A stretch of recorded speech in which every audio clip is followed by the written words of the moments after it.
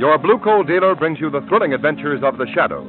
These weekly half-hour dramatizations are designed to prove to old and young alike that crime does not pay.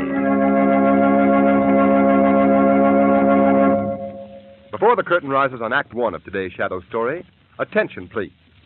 When you get that extra ton of coal to see you through to the end of the heating season, make sure that it's blue coal. Look for Blue Coal's unmistakable blue color trademark.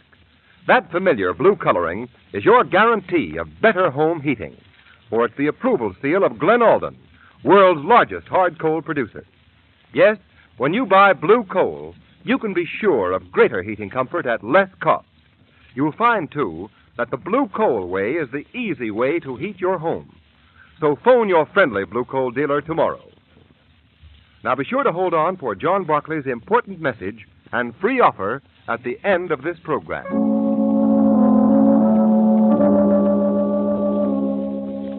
The Shadow, mysterious character who aids the forces of law and order, is in reality Lamont Cranston, wealthy young man about town. The Shadow uses his hypnotic power to cloud men's minds so that they cannot see him. Cranston's friend and companion, the lovely Margot Lane, is the only person who knows to whom the voice of the Shadow belongs. Today's story, The Plot That Failed. As our scene opens, we see a big power shovel deep in its self-made pit. The excavation of the cellars and sub-cellars of an apartment building in the city. Well, we'll be through digging this hole by tomorrow. Yeah, Joe. The boss tell you where we go next? No, he didn't say. Probably be laid off for a while. Hey, Tony, back that truck closer. Hey, kind of door close. Yeah, it's getting hot in here. Luke, check the water in the motor, huh? Yeah. Water's okay. Hey, something's screwy. The motor stopped. All the insulation's melting off the wires. The engine's wide. Hey, what's the matter? The derrick is pull down. Hey, Luke, get out of here. The controls won't work. I'm screaming. You better get out yourself. Hurry up. There goes the derrick. Run before the gas tank explodes. Run it.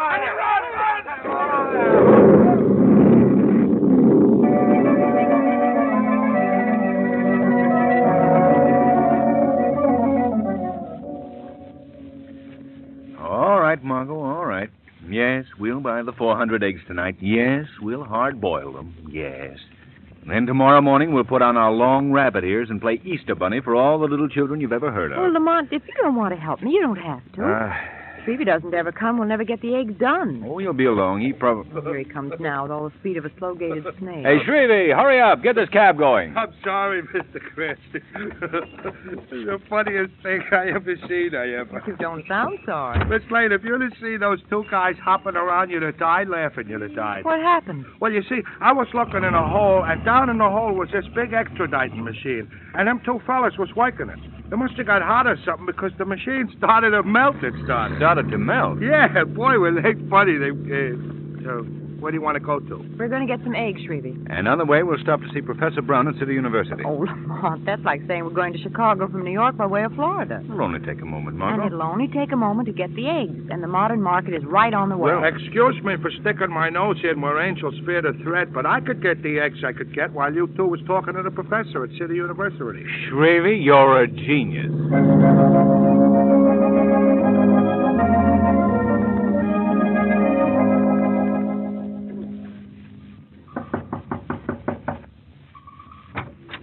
Mr. Cranston, I believe. Come in. Professor Brown, this is Miss Lane. How do you do? How do you do? Won't you come in? Thank you. I'm afraid you'll find my laboratory built for work and not for comfort. Oh, I think it's delightful. It's never been called that before. Dr. Forbes. Yes, Dr. Brown. Miss Lane, Mr. Cranston, I'd like to have you meet my assistant, Dr. Forbes. How do Miss you do? Lane, Dr. Cranston. Miss Lane, won't you sit here? Yes, thank you. I appreciate your coming here, Mr. Cranston, more than I can tell you, particularly since my request will probably seem a bit strange. I want you to help me find the Shadow. The Shadow? You've heard of him, haven't you? Well, yes, of course I've heard of him, but how did you happen to ask me to help you find him? I asked Commissioner Weston. He hit on the splendid thought that you might be interested due to your work as an amateur criminologist. Oh, I see. We must find the Shadow. Well, from what I know of that elusive gentleman, that's a man-sized job in itself. You must tell me more of your plan, Professor Brown. Well, that is certainly a reasonable request. But we'd appreciate it if you'd trust us for the moment and believe us when we tell you that it is of great national importance. All right, Professor Brown. I'll try to find the shadow for you.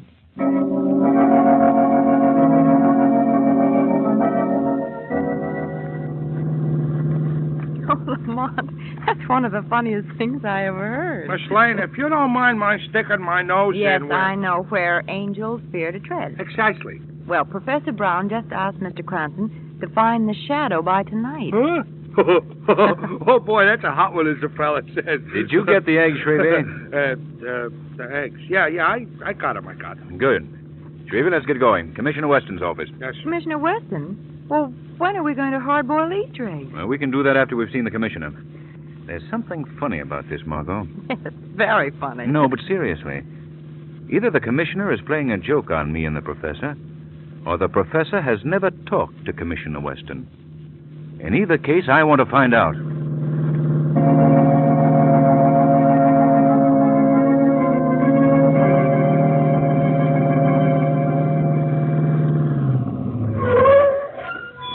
We have arrived at our destination, Mr. Cranston. Fine, Shrevey, fine. Mr. Cranston, when you see Commissioner Weston, would you put in a good word for my bosom friend and companion, Big Charlie? He's in a clink, he is. Well, not this time, Shrevey. We haven't much time. Don't forget, there are 400 eggs eagerly waiting to be boiled and decorated by Easter morn. You wait here, Margot. I won't be long. Lamont, if you're not here in 10 minutes, Shrevey and I'll come in and boil all 400 eggs right in the commissioner's office.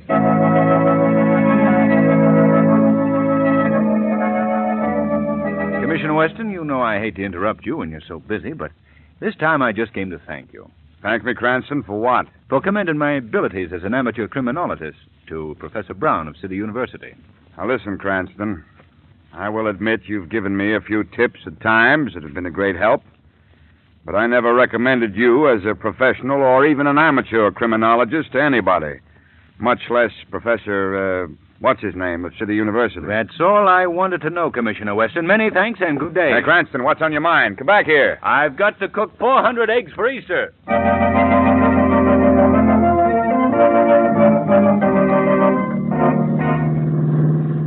Didn't you get no chance at all to mention Big Charlie, Mr. Cranston? The commissioner was too busy, Shrevey. Maybe we'll have better luck next time. I'm afraid there won't be no next time, I'm afraid. Because I think Big Charlie's little woman is going to sock him on the head with something when he gets out. Boy, she's mad enough now to end up a widow. That's pretty mad. Lamont, do you think that Commissioner Weston was fooling you about not recommending you to Professor Brown? I don't know, Margot. You don't suspect Professor Brown and Dr. Forbes of anything wrong, do you? Well, they're hardly the criminal type, but I still wonder why they want the shadow to help them. We're at the university, we're at. Very good, Shrevey. Drive Miss Lane home. I'm going in to tell them I didn't find the shadow. Margot, it's a shame we don't know where the shadow is, as I know that he would like to investigate this right now. Oh, very well, Lamont. Be careful. Yeah, don't take no wooden nickels. All right. And don't you take any rough roads on the way home, Shrevey. Remember those eggs. I will. I won't.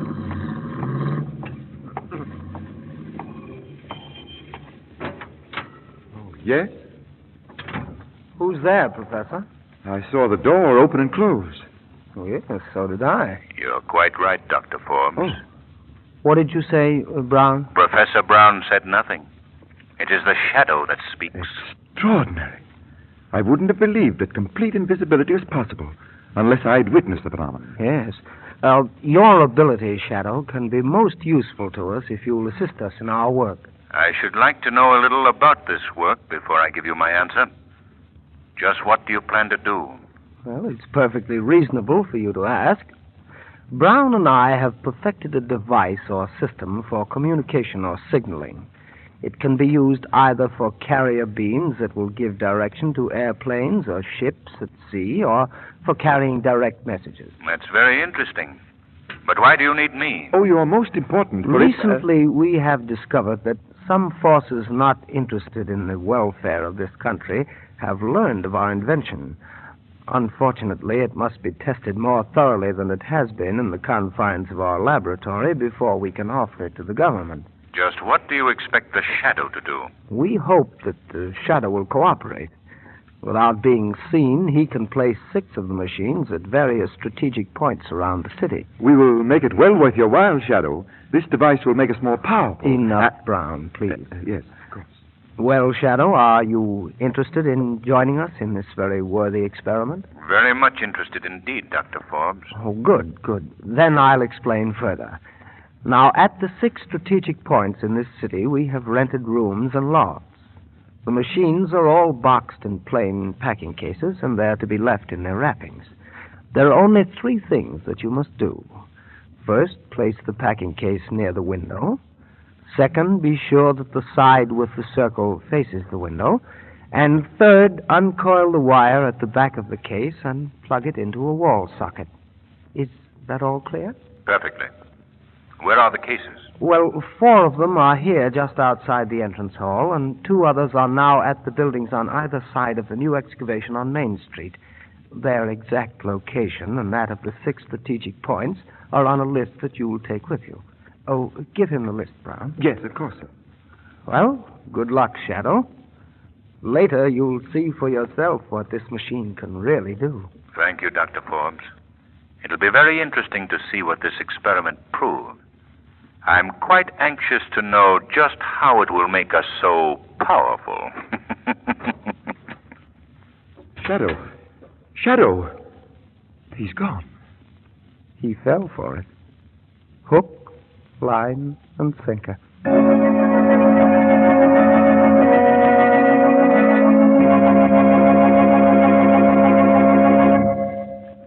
We'll continue our story in just a moment. Warm weather is on its way, but it'll be quite a while yet before you'll be comfortable without a fire in your furnace. So give your coal bin the once-over this evening. Then, if you find it's getting low, order a ton of blue coal first thing in the morning to carry you through to the end of the heating season. You'll be more than pleased with the heating results you'll get from blue coal. Steadier, more dependable, more healthful heat at less cost. You'll discover, too, that the blue coal way is the easy way to heat your home. So always specify blue coal, the economy coal. Phone your friendly blue coal dealer tomorrow. You'll find the name of your neighborhood blue coal dealer listed in the Where to Buy It section of your classified telephone directory under the words Blue Coal. Here's a special announcement for you listeners who missed the start of this program. Be sure to hold on for the special free offer John Barclay, America's home heating expert, has for you at the close of this broadcast.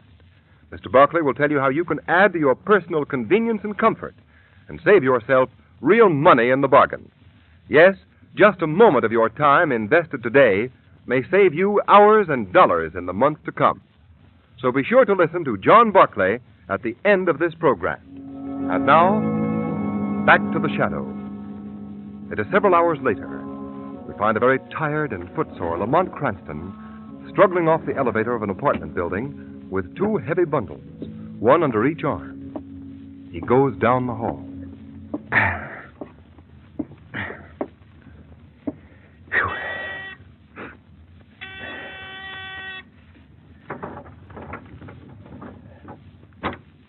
Oh, come in, Lamont. Where have you been? What have you been doing? What are those things? Whoa, one at a time, Marco. Let me put these things down. Now to answer your question. I've been all over the city carrying packing cases up and down stairs. Oh, you poor dear. Yes, next time 2 scientific gentlemen have some freight to be hauled, they can call on the express company. But what have you been doing? Oh, I've nearly been going crazy. Huh? Did you ever try to boil 400 eggs in a wash boiler all at once? No. Well, I don't think it can be done. Oh, there's one thing I wish you could do. What? Make me some coffee. Oh, sure. Yes, I've got work to do, and I'm afraid I'll go to sleep. All right, I'll make some right away. All right. Oh, dear. Oh, Margot, where's that big city map of yours? Oh, in the top drawer of my desk. Oh, thanks. Yeah, I got it. Now, let me see. Right there. There. I'm a stupid fool. What'd you say, Lamont? Oh, I've been an idiot, Margot, a blind idiot. What is it? Here, look. Look at this map. Yeah. You see these 6 places that I've marked? Yeah. That's where I put the machines tonight. Do you notice anything unusual about their location? Well, Well, they're in 3 different parts of town. Yes, but if you look more closely, you'll notice that they're grouped in pairs. One machine of each pair is placed on either side of an important key point. Police headquarters, telephone building, the powerhouse. Lamont, you haven't told me yet what these machines are, what they do. Well, for a very good reason. I don't know. Well, what are those 2 packages you brought in with you? They're a pair of the machines. I thought you distributed them all. I'm afraid that our friends at the City University are going to be a little upset when they find bricks and scrap iron in one pair of the cases. Well, what are you going to do with the machines that you have here? Well, first, we'll set them on opposite sides of the room here now. Come on, like Cranston, this. don't you plug those machines in until you find out what they do. I brought them here so I could examine them more closely, Margot. Will you take the paper off that one, dear, while I take the one off this? Yes. Look, Lamont. Huh?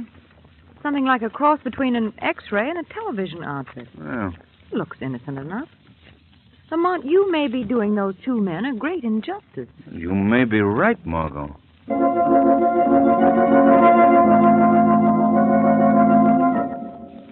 Well, Brown, is everything in order?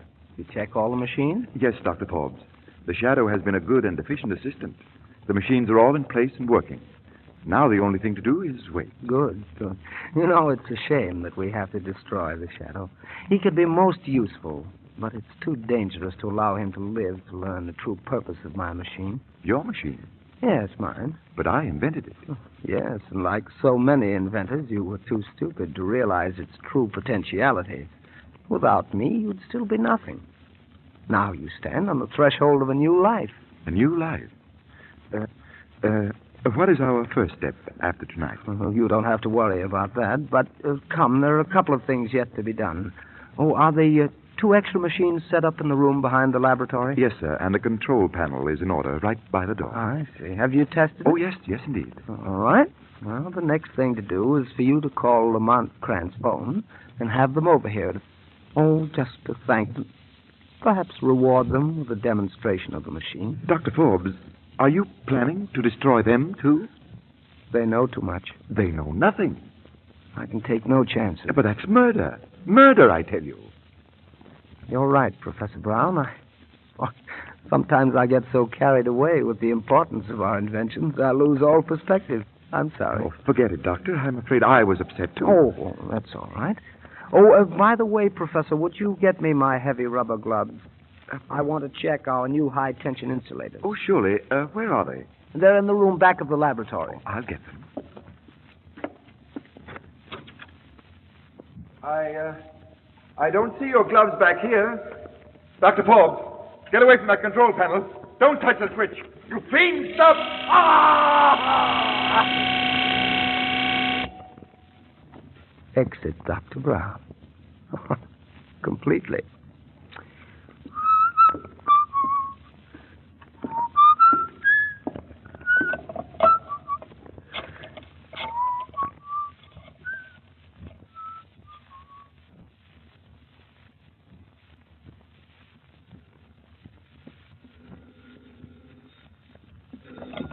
Hello?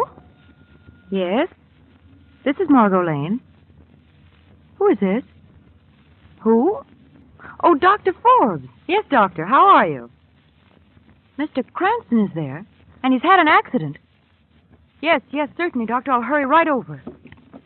Oh, Lamont, this is getting less and less funny. What was that all about, Margot? Dr. Forbes informs me that you're at Professor Brown's laboratory and have met with an accident. What?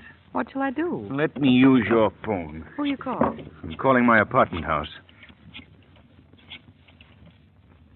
Hello? This is Mr. Cranston. Have any phone calls come in for me in the last few minutes? Oh, well, thank you very much. What? Just as I suspected. Dr. Forbes just called me. Hello? Dr. Forbes? This is Lamont Cranston. I was in the shower, and I thought I heard the phone ring. The man at the desk told me you'd called. What's that? Well, is it serious? I'll be there as soon as I can. Well, Margot, we're in for something, and I don't know just what it is. But whatever danger is ahead of us, at least we have the advantage of going into it with our eyes open.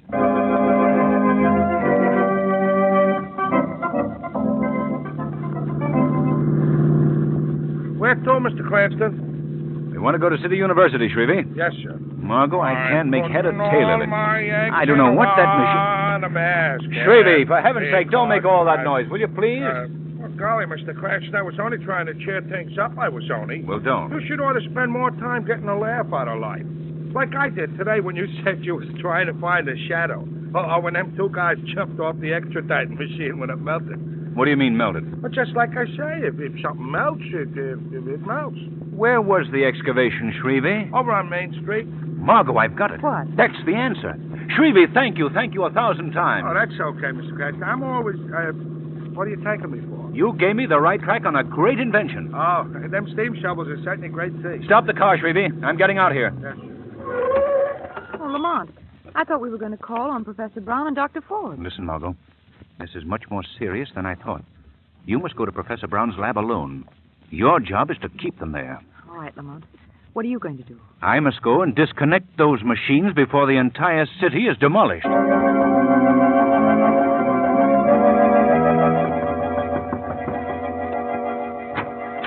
Oh, Miss Lane. Oh, I hurried as fast as I could, Dr. Forbes. Is Mr. Cranston all right? Oh, it's nothing serious. Come with me. He's in the back of the laboratory. Oh, I do hope he's all right. In here. What is the meaning of this? Sit down, Miss Lane. I'm sorry to have to do this, but I feel that you'll be less bothersome to me. I tie you to this chair. Let me alone. This room is completely soundproof, so you can make all the noise you wish. Let go of me, I say. Where is Mr. Cranston? I guess you're securely tied. I hope none of the ropes cut you, but they won't hurt long. What are you going to do to me? As much as I deplore the necessity, Miss Lane, you must be destroyed. You see, you've inadvertently run into something a little bigger than you are. A simple plot that can't fail. I, one man alone, will know the secret of the gradual but complete demoralization of this whole country, and eventually our whole civilization. You alone? What about Professor Brown? I'm sorry to say, Miss Lane, that he outlived his usefulness. Professor Brown is no longer associated with me. Oh, for that matter, he's no longer associated with this world. It's rather amusing. I wonder what's keeping Cranston. He should be here. Well, perhaps it would entertain you, Miss Lane, if I were to tell you more about my invention. You're the most cold-blooded fiend I've ever heard of in my life. Well, strangely enough, that's a compliment. Thank you. But my invention. Yes, tell me about it. Well, the simplest explanation is that it's a machine which generates invisible rays. But when two of these machines are placed opposite each other, unbelievable heat occurs at the point where the rays meet. Interesting, isn't it? But, Dr. Forbes, why must you destroy and kill? Why don't you put this great invention to some good use? Well, my dear Miss Lane, it depends entirely on one's point of view. Now I must show you exactly how this invention works. Directly in front of you is one of the machines in that packing case. Behind you is another one. Here by the door is a control panel. When I pull this lever, in less than 5 seconds, you will completely disappear. You'll be dead. Gone. Interesting, isn't it? Well, Miss Lane, I'm afraid I can't wait any longer. I'll deal with Mr. Cranston separately. But you are going to die now. Don't touch that control panel, Dr. Forbes. The shadow. Tonight, Dr. Forbes, instead of destroying the 3 strategic points in this city, the machines that would have caused this damage have been destroyed. And you, Dr. Forbes, will be giving another lecture on your machine, but this time to the police. You're wrong, Shadow. The police will never know. There are 3 people in the world that know anything about my invention, and all 3 of us are in this room. None of us are going to leave this room alive. It's amusing, isn't it? Shadow, no matter what you say, I'm going to destroy us all now. The lights. The current is off. Shadow, you threw that main switch on the wall. Shadow, I know where you are, and I'm going to shoot you. I'm afraid you didn't know where I was, Doctor. You can never harm the Shadow by shooting at his voice. His voice can come from anywhere. Amusing, isn't it? It will do no good, Forbes. I have 1 shot left, Shadow. I've saved it for myself. Oh, Shadow, turn on the lights. Oh, I never expected to see lights again. Margot, he's dead. The rest of this case is for the police. Lamont, I hate to bother you, but you'll have to untie these knots. Margot, what a terrible experience for you. How do you feel? If I was shaking any more, I'd fall apart. Well, Now, what can that be? I'll see. Oh, wait a minute. I'll go with you. I don't want to be here alone. Shrevey. I hope you'll excuse me for busting in the door, but I'm scared, Miss Lane. It's about them eggs. The eggs? Yeah, the eggs. You see, I thought it would be a nice surprise if I went to your place and cooked the eggs, so I put the wash boiler full of eggs on the living room floor on a hot plate, and then I thought I'd amuse myself by turning on one of them new television sets. It looks like you got in your apartment. Shrevey, you didn't try them, did you? Yeah. I turned the switch on one of them and nothing happened. So I tried the other one. I just threw the switch on and off quick like. Miss Lane, I don't know what happened. I can't find the wash boiler. But, Miss Lane, right in the middle of your rug, you got 400 of the nicest scrambled eggs you ever saw.